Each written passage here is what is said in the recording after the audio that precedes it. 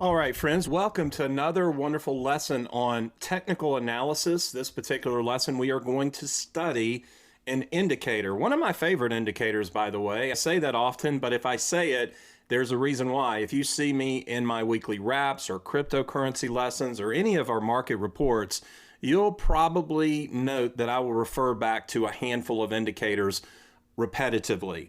Stochastic RSI happens to be one of those indicators that I refer back to often.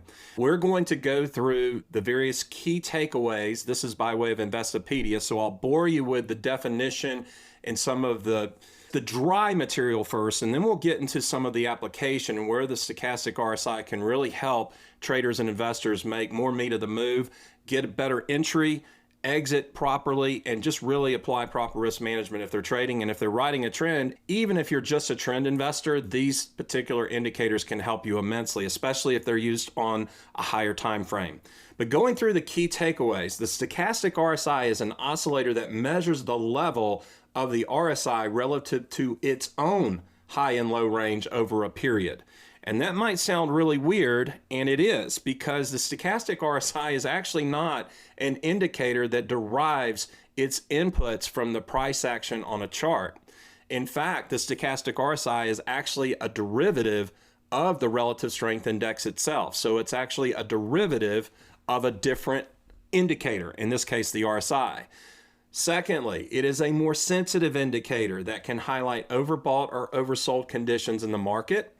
Third, stochastic RSI is typically used to generate more frequent and timely trading signals compared with the traditional RSI. The key point there is trading signals.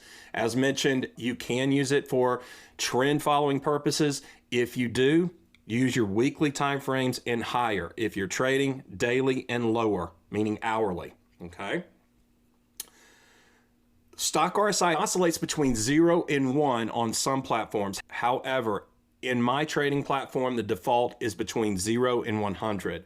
But the readings above 80 on the ones that are set up from 0 to 100, if it's 0 to 1, it's 0.8. But readings above 0.8 or 80 are considered to be overbought conditions, whereas readings below 0.2 or 20 are considered to be oversold.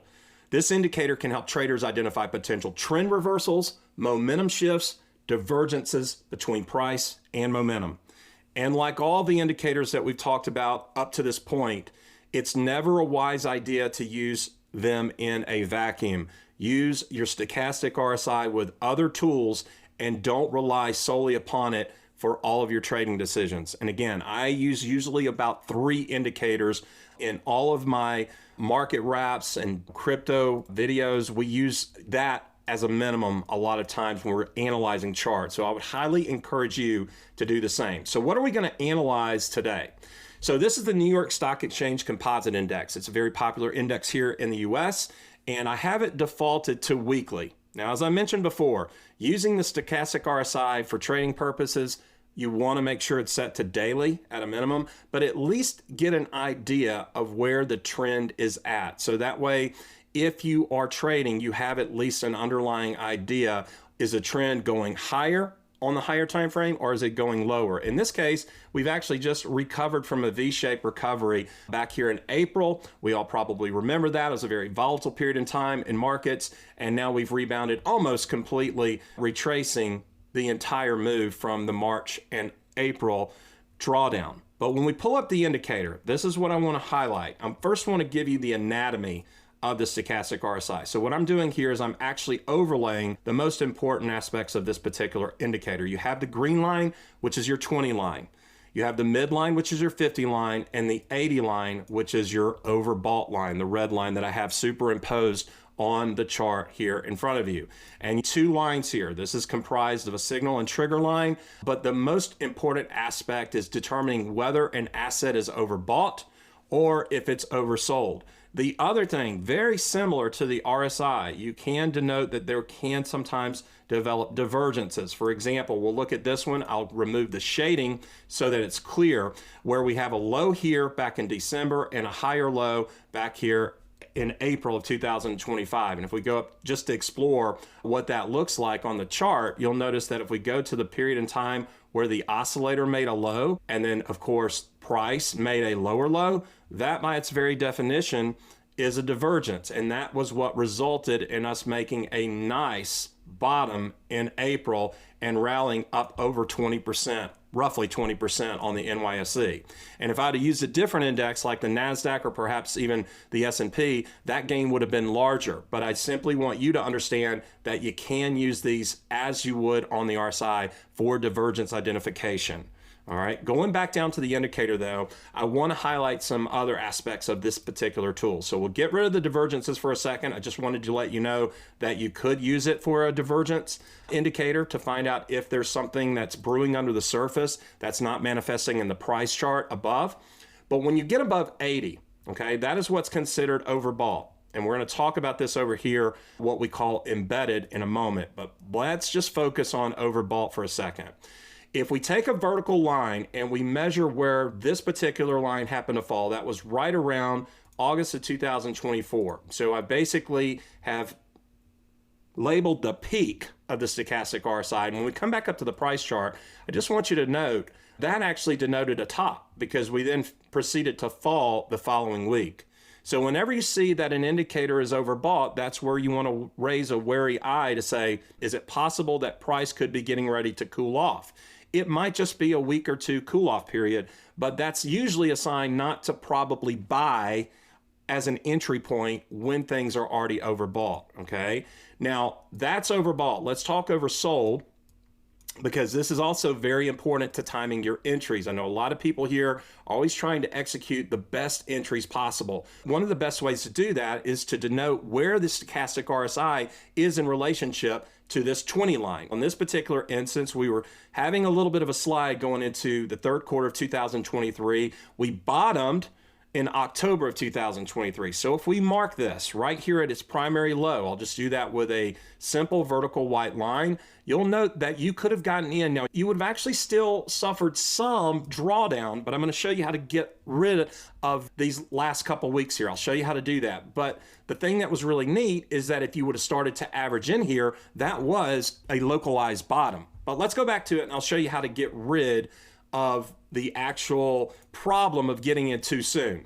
Just like in a lot of our other indicators, you will have the trigger, which is the actual oversold line itself. So when something reemerges back over the 20 level, if we were not to have bought right here when we were extremely oversold and simply waited until that first trigger line, that blue line right there, reemerged over the 20 level, watch what happens to where price is at when I go back to the price chart. That actually denotes the breakout. So instead of riding 2 weeks of soft price action, unless you're trying to accumulate, you would have preferably bought the break higher over the 20 level, if that makes sense. I'm praying that makes a little bit of sense. But then we have this little issue called being embedded. Now this is really tricky. It takes a little bit of time of getting used to this, and you would also be able to identify this in some other key components of technical analysis, namely things like your moving average, to determine, uh-oh, I'm seeing an overbought reading on the indicator. Does that mean it's time to get out? All right, because we stayed embedded from this period back here in November 2023 all the way till about April of 2024. So that was many months of being embedded, or better stated, being overbought over the 80 level. And if you go back up here to the price chart, I just want you to see that entire period, and I'll just highlight it with a rectangle from where it started to become embedded. That was a large portion of the gain of the NYSE right there.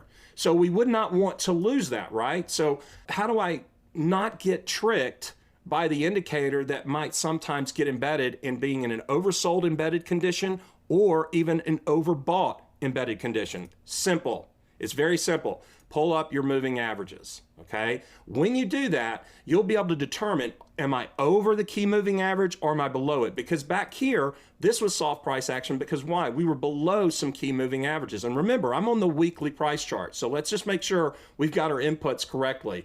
In this particular instance, I'd want to pay attention to the 50 and the 20 period. I've made the 20 the blue line here so that it stands out. That becomes our bullish trend to follow.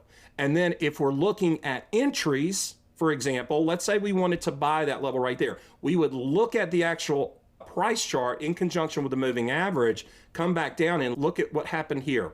Lo and behold, we had finally gotten to an oversold condition. Do you see this right here?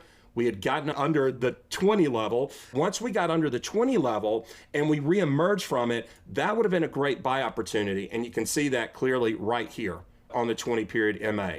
And then even when we got some whipsaws here, the hammer candle right over the 20 period moving average would have helped you immensely. So what am I getting at? I'm suggesting to you, do not use the stochastic RSI on its own. Use it in conjunction with your moving averages, use it in conjunction with your RSI, and perhaps even some other indicators so that you're getting a lot more confluence along the way. Because just looking at if something's overbought or oversold based on one indicator is going to perhaps poke some holes in your thesis. The other thing, and this will be the last thing before we go, this 50 line, very similar, and I'll just highlight that in yellow so that you can clearly see that. Whenever you're above it, that's considered to be strong price action. Whenever you're below it, it's considered to be weak. Now, that doesn't necessarily mean that prices have to be plummeting lower, but if we take this over here, for example, and we make it red, I haven't looked at the price action above, but my suspicion is that price would be weak.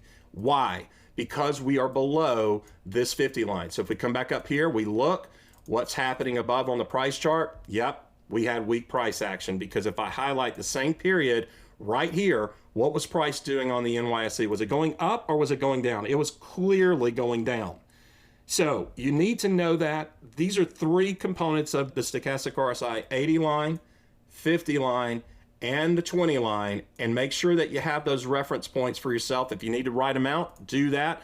I've done it so long, I just know where my levels are. But when you can identify overbought conditions in which to exit from and oversold conditions in which to buy, that becomes a very powerful indicator for you to use in conjunction with all the wonderful tools that you're learning. So I'll wrap this one up by saying thank you for listening. Hopefully this makes some sense. This is a really easy indicator, if used correctly, can really profit you handsomely and help you avoid those big wipeout moments. Thanks again for listening. We look forward to the next lesson.